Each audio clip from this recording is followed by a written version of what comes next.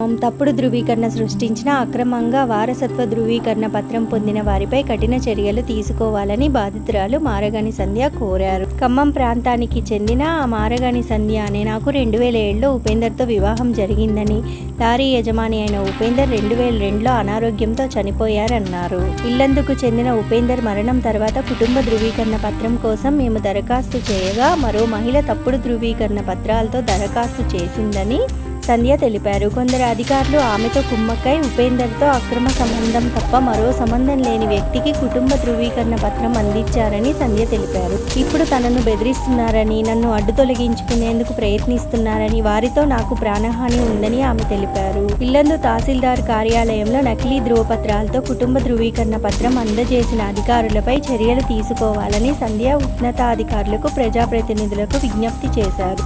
నకిలీ పత్రాన్ని అందజేసి కుటుంబ ధృవీకరణ పొందిన వ్యక్తులపై తగు చర్యలు తీసుకోకపోతే ఆందోళన చేపడతామని ఇప్పటికే పోలీస్ స్టేషన్లో ఫిర్యాదు చేశామని సంధ్య తెలిపారు.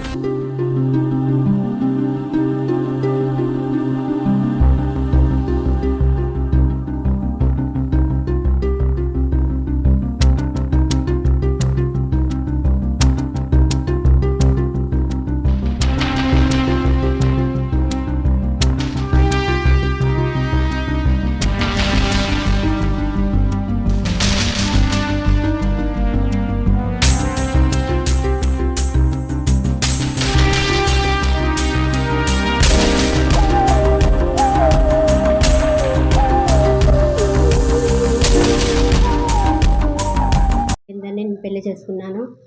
తను 2022లో మరణించారు అకస్మాత్తుగా. నాకు ఎంఆర్ఓ ద్వారా లీగల్ ఎయిడ్ సర్టిఫికేట్ కావాలని ఎంఆర్ఓలో దరఖాస్తు చేశాను. కానీ ఇంకొకరు మౌనిక అనే జేకే కాలనీకి సంబంధించిన ఇల్లెందులో వ్యక్తి నేను ఫ్యామిలీ మెంబర్ని అంటూ ఎంఆర్ఓలో దరఖాస్తు చేశారు. నేను పెళ్లి ఫోటోలు అన్నీ చూపించాను. పెళ్లి ఫోటోలు, శుభలేఖ ప్లస్ మా అత్తగారు కూడా నేనే మ్యారేజ్ చేశాను అని చెప్పారు. అయినా కానీ ఎంఆర్ఓ అయినప్పుడు కృష్ణవేణి నాకు లీగల్ ఎయిడ్ సర్టిఫికేట్ ఇవ్వడానికి నిరాకరించారు. దాంతో నేను లీగల్గా ప్రొసీడ్ అవుదామని చెప్పి కోర్టులో కేసు వేశాను. కోర్టులో కేసు వేసాక కూడా ఇప్పుడు అది నడుస్తుండగా మౌనిక అనే వ్యక్తి ఏమంటారు దొంగతనంగా ఫ్యామిలీ ఫేక్ సర్టిఫికేట్ సృష్టించి దాన్ని లారీని అమ్మేసింది. తన పేరు మీదకి మార్చుకుని, నా భర్త లారీని తన పేరు మీదకి మార్పించుకుని లారీని అమ్మేసింది. నాకు నా భర్త లారీ నాకు ఒప్పజెప్పాలని, నాకు సర్టిఫికెట్స్ నా పేరు మీద లీగల్గా రావాలని కోరుకుంటున్నాను.